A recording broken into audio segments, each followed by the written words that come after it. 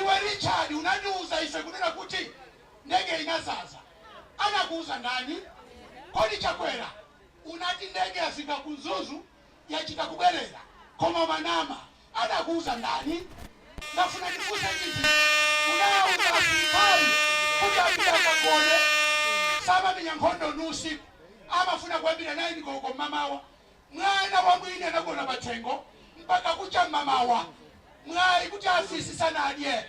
Pachipanda corona kulika manja afisi kana tafuna.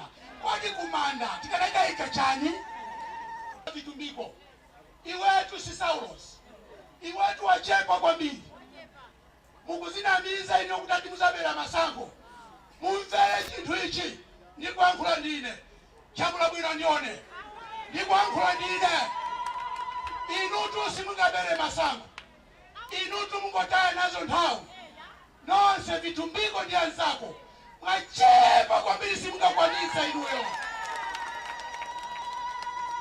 Dada ndaula wa parliament. Mwadusisa ndalama 63 billion.